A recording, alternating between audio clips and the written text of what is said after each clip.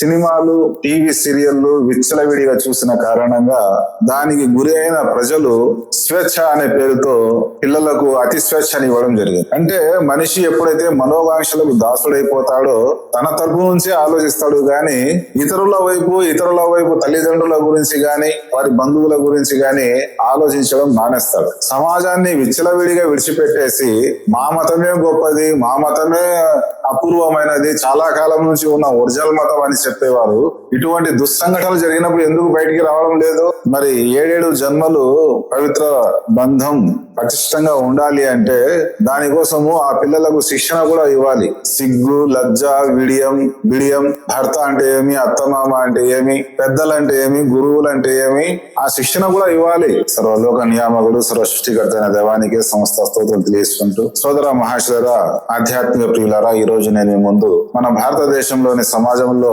వచ్చే మార్పులకు సంబంధించిన ఒక సంఘటన మీ ముందు ఉంచే ప్రయత్నం చేస్తాను.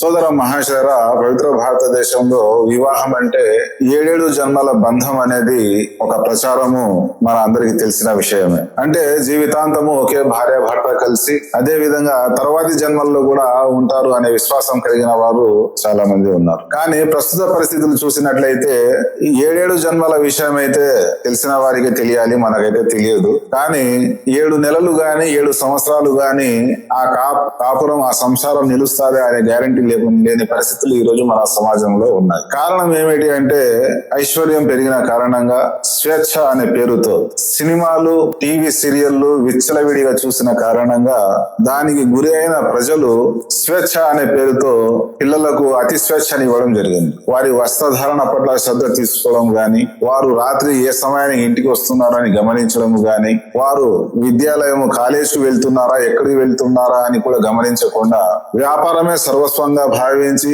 ఐశ్వర్యాన్నే ధనాన్నే దైవంగా భావించి రాత్రులు పగలు అంతా ధనం వెంటే వెంపల్లాడుతున్న కారణంగా పిల్లల పట్ల అశ్రద్ధ చేసిన కారణంగా మమ్మల్ని అడిగేవారు ఎవరు లేరు, మనకు స్వేచ్ఛ ఉంది, మేము ఏం చేసినా ఎవరు అడిగేవారు లేరు అనే విధంగా పెద్ద పెద్ద నగరాలలో, పట్టణాలలో వారు కాలేజీకి పోతున్నామని ఎక్కడెక్కడో సినిమాలకు, పబ్బులకు, పార్కులకు వెళ్లి టయానికి ఇంటికి రావడము, ఇంకా పెద్దలకు తెలియకుండానే పరపురుషులతో, పరస్త్రీలతో సంబంధాలు ఏర్పరచుకోవడము, ఇంకా కొంచెం ముందుకు వెళ్లి రిజిస్టర్ మ్యారేజ్ కూడా చేసుకోవడం జరుగుతుంది. మరి పూణేకు చెందిన ఒక అమ్మాయి సంఘటన కూడా ఈ మధ్యనే మనం చూశాము. తల్లిదండ్రులకు తెలియకుండానే తన ప్రియుడితో రిజిస్టర్ మ్యారేజ్ చేసుకోవడం జరిగింది. పెద్దలు ఒక సంబంధాన్ని చూసిన తర్వాత దాన్ని తిరస్కరించలేక, వ్యతిరేకించలేక అతన్ని అంతమొందించే దానికోసము కుట్రలు, కుతంత్రాలు పన్ని దానిలో ఆమె సఫలం కూడా కావడం జరిగింది. సాక్ష్యాలు కూడా ప్రచార మాధ్యమాల్లో చాలా విషయాలు రావడం జరిగింది.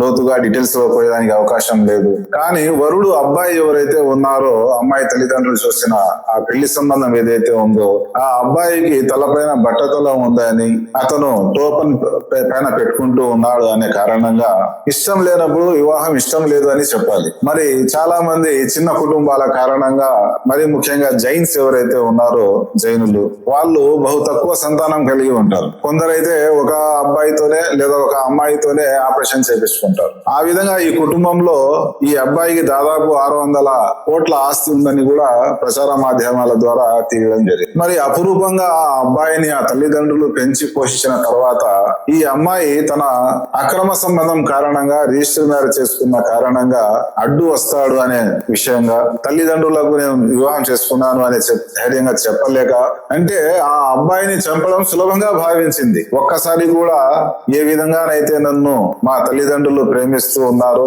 బాధ్యతలు నిర్వర్తిస్తున్నారో, అవే నమ్మకాలు, అవే ప్రేమ, అదే అభిమానము ఈ అబ్బాయి తల్లిదండ్రులకు కూడా ఉంటాయి అనే ఒక్క ఆలోచన కూడా ఆమె ఆలోచించలేదు. అంటే మనిషి ఎప్పుడైతే మనోవాంఛలకు దాసుడైపోతాడో తన తరపు నుంచే ఆలోచిస్తాడు గాని ఇతరుల వైపు తల్లిదండ్రుల గురించి గాని వారి బంధువుల గురించి గాని ఆలోచించడం మానేస్తాడు. అందుకోసమే పెద్ద పెద్ద నేరాలకు శిక్షలు లేని కారణంగా పెద్ద నేరాలు చేసే దాని కోసం కూడా సిద్ధమైపోతూ, లోతుగా విశ్లేషిస్తే ఆ ప్రియుడు, ఆ అమ్మాయి అతన్ని హత్య చేసే దానికోసము, కుట్రలు పడే దానికోసము కొన్ని వేల సార్లు ఫోన్ లో మాట్లాడినట్లు రిపోర్ట్ తెలుస్తూ ఉంది. అంటే నీళ్లు తాగడం ఎంత సులభమో నేరం చేయడం కూడా, ఆ నేరం నుంచి రక్షించుకోవడం, కాపాడుకోవడం కూడా సులభమైపోయింది. మరి 7 జన్మలు పవిత్ర బంధం పటిష్టంగా ఉండాలి అంటే దానికోసము ఆ పిల్లలకు శిక్షణ శిక్షణ కూడా ఇవ్వాలి. సిగ్గు, లజ్జ, బిడియం, భర్త అంటే ఏమి, అత్తమామ అంటే ఏమి,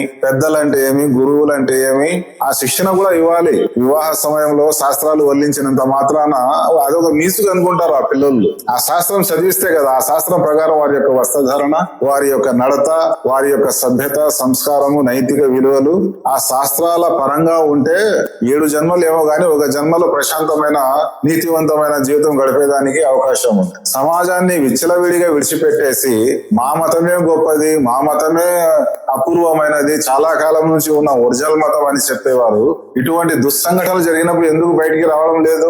సమాజంలో ఏవైతే లోపాల కారణంగా జీవితాలు నాశనం అయిపోతున్నాయో, భర్త దుర్మార్గులైన కారణంగా భార్య పిల్లల్ని చంపి తాను కూడా ఆత్మహత్య చేసుకుంటూ ఉంది. కొన్ని చోట్ల భార్య దుర్మార్గులైన కారణంగా భర్త ఆత్మహత్య చేసుకుంటున్నాడు, పిల్లల్ని చంపుతూ ఉన్నాడు. ఇటువంటి సంఘటనలు ఎన్నో చూస్తూ ఉన్నాం. ఈ రోజు భర్తను చంపేదాని కోసము ఒక భార్య 2 కోట్ల LIC చేపించింది భర్త పేరుతో, అక్రమ సంబంధం పెట్టుకొని ప్రియుడితో చంపింది. అంటే ఈ సినిమాలు, ఈ సీరియల్లోని ఈ విధంగా చూసి భర్తల్ని ఏ విధంగా చంపాలా, భార్యలను ఏ విధంగా చంపాలా, ఇవన్నీ నేర్పిస్తూ ఉంటే సినిమాల ద్వారా, సీరియళ్ల ద్వారా సమాజం సంస్కరించబడేదానికి అవకాశం ఉందా? 7 జన్మలు కాదు, 7 సంవత్సరాలు కూడా సంసారం చేయలేరు. అసలు కుటుంబ బాధ్యతను నివర్తించేదాని కోసము, అత్తమామల సేవ చేసేదాని కోసము, భర్త కోసం వంట చేసి బట్టలు ఉతికేదాని కోసము ఏ అమ్మాయి సిద్ధంగా లేదు. మరి 7 జన్మలు ఎక్కడ నిలుస్తుంది వారి యొక్క సంబంధం? అందుకోసము ఎవరైతే తమ మతం పట్ల, తమ కులం పట్ల, తమ ధర్మం పట్ల గర్వం వహిస్తున్నారో, ఈ దుర్వ్యసనాలు ఏవైతే జరుగుతున్నాయో, ఈ అనర్థాలు ఏవైతే జరుగుతున్నాయో, వీటి గురించి కూడా కొంచెం మీడియా ముందు వచ్చి వాట్సాప్ యూనివర్సిటీలో ప్రచారం చేస్తే బాగుంటుందని నేను వారి నోటి నుంచి ఎటువంటి మాటలు వస్తాయో వినాలని కోరుకుంటూ ఉన్నా. అందుకోసము సమాజం సంస్కరించబడాలని కోరుకునే వారు ఎవరైతే ఉన్నారో ఇటువంటి విషయాల్ని ప్రజల్లో చైతన్యం తీసుకురావాలని, ఈ విషయాలను ప్రజలు వ్యాపింపజేసి వారిలో భక్తి శ్రద్ధలు, పాపము, పుణ్యము, నైతిక విలువలు పెంపొందింపజేసినప్పుడు వారి యొక్క సంబంధాలు పటిష్టంగా ఉండేదానికి, కుటుంబ వ్యవస్థ పటిష్టంగా ఉండేదానికి అవకాశం ఉంది. ఏవైతే విషయాలు చెప్పామో, విన్నామో అర్థం చేసుకుని ఆచరించే సద్బుద్ధి కలిగిన వేడుకుంటున్నాను. అస్సలాము అలైకుం వరహమతుల్లాహి వబరకాతుహు.